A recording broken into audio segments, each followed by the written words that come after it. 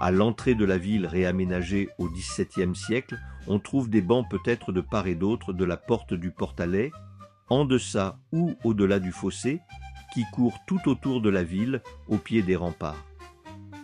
Exposée au sud, cette entrée offre l'occasion aux Roquemaurois de prendre le soleil lorsque le besoin s'en ressent. À l'époque moderne, la population ne s'expose pas au soleil afin d'obtenir une coloration de la peau.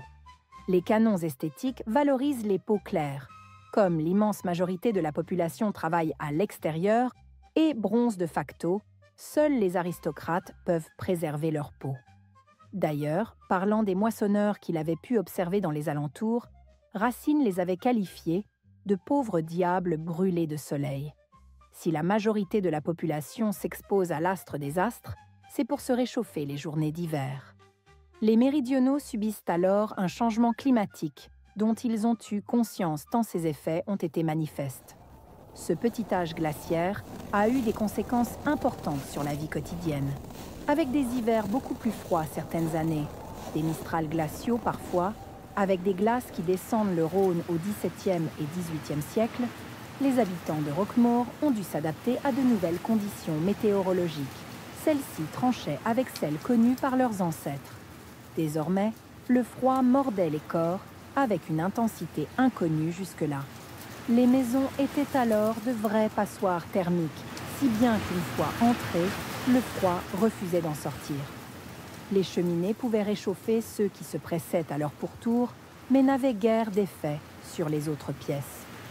Puis, avec la raréfaction du bois de chauffage, celui-ci coûte de plus en plus cher sur un marché du bois très réactif.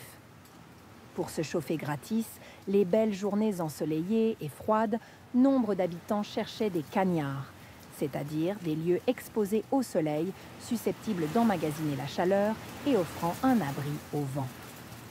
Il faut donc imaginer des dizaines de personnes, certains après-midi, ici, se socialisant, discutant de choses, et d'autres, jouant à la pétanque, et surtout absorbant les rayons du soleil pour se réchauffer. Lutter contre le froid au Moyen Âge ou à l'époque moderne, et encore au XIXe siècle, est difficile. Les vêtements ne protègent pas autant du froid que ceux d'aujourd'hui faits de fibres très serrées, relevant parfois d'une technologie de pointe. À l'intérieur des maisons, le froid entre sans difficulté, si bien qu'on préfère en sortir la journée, car, à tout prendre, il fait meilleur au soleil que dans ces bâtisses peu hermétiques où le vin gèle dans les verres lors des froidures les plus mordantes. Le 1er juin 1614, le premier consul rend compte de l'hiver précédent. Celui-ci a été très froid et a tué beaucoup d'animaux. Le prix de la viande a connu une forte inflation. Après l'avoir entendu, les conseillers imposent une hausse des prix pour satisfaire le boucher et lui permettre de s'adapter à l'évolution du marché.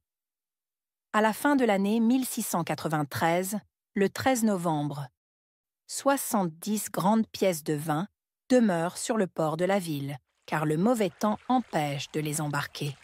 Le vent est glacial. Ce vent pousse les glaces qui descendent le fleuve. Le froid est terrible.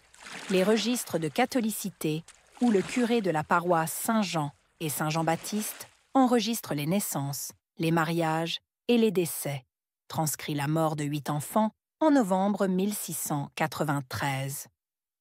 Triste record.